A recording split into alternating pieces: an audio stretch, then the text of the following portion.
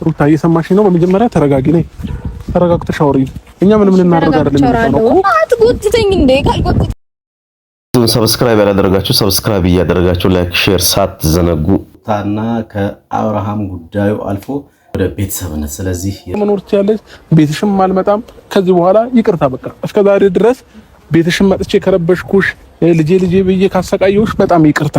ከዚህ በኋላ ግን ባንቺ ፍላጎት ባንቺ መስመር ባንቺ እንትን ሄደልሻለሁ። ምንም ችግር የለውም። በቃ ላይፌን እኖራለሁ፣ ላይፍሽን ትኖሪያለሽ። ልጄን ማየት ባለብኝ ሰዓት መጥቼ ልጄን ታሳይኛለሽ። እሱ በእኔ ፍላጎት አይደለም፣ ባንቺ ፍላጎት አንቺ በምትፈልጊው ቀን በቃ እኔ ማየት ብቻ ነው የምፈልገው። በቃ ሌላ ነገር ተይው ማለት ነው። ልጁ በራሱ ማለት ነው። ይኸውልህ አብርሽ ምን አለ መሰለህ እናንተ አልገባችሁም ሁለታችሁ ልጅ ማለት ነው አባቱም ይፈልጋል እናቱም ታስፈልገዋለች። ይሄ ማለት አሁን አድጎ አታድግም የሆነ አይሆንም የማይሆን ቦታ ላይ ነው ያለው ብላችሁ ብትከለክሉት እንኳን ልጁ ማለት ነው ውስጡን ከማስቆም ወደ ኋላ አይልም። አሁን ስለማያቅ ልጅ ስለሆነ የእናት እንትን ግዴታው ነው ሲጀመር። ግን እያደገ ሲመጣ እናት አሁን አባቴ ለህም እንኳን ብትለው አባቴ የት ነው ብሎ ያስጨንቃል ልጅ ለናቱ። ስለዚህ ያ ነገር በቃ እባካችሁ ይግባችሁ ነው ምለው እኔ። ችግር የለውም ይገባናል እኮ ከዛ በኋላ ያው ልጁን ባክግራውንዱን በደንብ ያጠናል የሚፈልገውንም በኋላ በደንብ የምናየው ይሆናል ማለት ነው።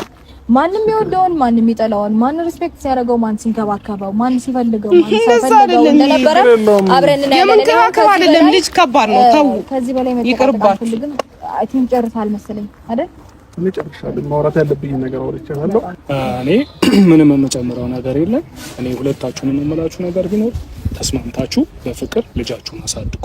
ገብቶሻል አይደለም ሩታ? እኔ ዛሬም ቢሆን ነገም እኔ የምፈልገው ይሄ ልጅ በጤናማ መንገድ እንዲያድግ ነው።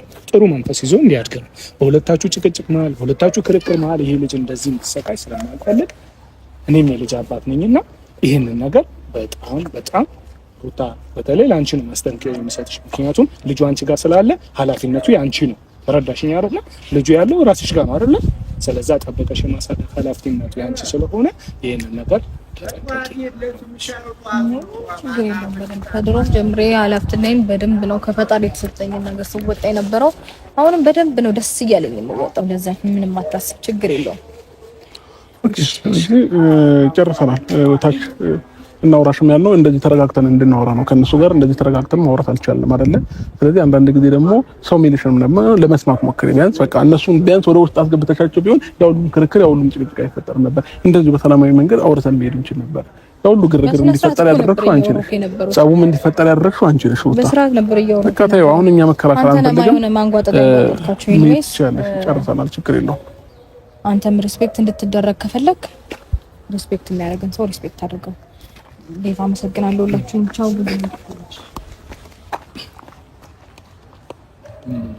አንተ ደግሞ እኔ የምነግርህ ነገር በጣም ምን እየሆንክ ነው? ስጀምር ወንድ ልጅ ነው አይደለ? በቃ ልጅን ትወዳለህ አውቃለሁ። ልጅ እግዚአብሔር ሰጠህ። እግዚአብሔር ልጅ ቢሰጥህ ማሳደግ ከቻልክ አብረው ታሳድገው መልካም። ካልሆነ ግን ምንድነው እንደዚህ ነው? ወንድ ልጅ ነው እንደዚህ የምትሆነው እንዴ? ነገ ልጁ አድጎ እኮ አባቴን ማለቱ የት ይቀራል እንዴ? ቆፍጠን በል በቃ እንዴ። ለምንድን ነው አንተ እንትን እንድትባል እንደምፈልገው አውቀው በምፈልገው ነገር ነው እየመጡብኝ ያሉት። እኔ ገብቶኛል። ችግር የለውም እኮ ያንን ደግሞ እኔ ማየትን ስለምፈልግ ከልጄ ጋር ጊዜ ማሳለፍ ስለምፈልግ ያንን ነገር ስለገባቸው ነው ዛሬ ላይ እንደዚህ ለመጫወት እኔ ላይ እየሞከራሉ። ችግር የለውም። አባትነት እኮ አይካድም አብርሽ። ምን ሆነ? አይ ኖርማል ነው። አይካድም። የትም ገባክ አባት ነው አይካድም። ስለዚህ አንተ ለምንድን ነው እንደዚህ የምትሆነው? በእነሱ ስለምን እንደዚህ ትተቻለህ? ሲጀመር ማታ ደውሎ እኔ ትላንትና ደውሎ ሲነግረኝ በቃ በራሴ በጣም እየተናደድኩ ነበር። በቃ ወንድ ልጅ ነው ምን ሆናል አንተ? የጋሼ ልጅ ነው እኮ በቃ ተሆነ ችግር የለውም። በቃ አቋም ይኖረው ቆፍጠን በል። ልጅህ ነው። የትም ምን የሚካድ ማን የሚክደው? የትም ብትገባ የሚካድ ጉዳይ አይደለም። ስለዚህ ያንን ነው ልልህ የምፈልገው እኔ። እንደዚህ አትልፈስፈስ። ሲጀመር ከባድ ነው። ልክ ነው የልጅ ነገር ያልፈሰፍሳል። ግን ቆፍጠን በል። በቃ ቆፍጠን ማለት ባለበት ቦታ ላይ ቆፍጠን በል። ያ ነው እኔ የምለው።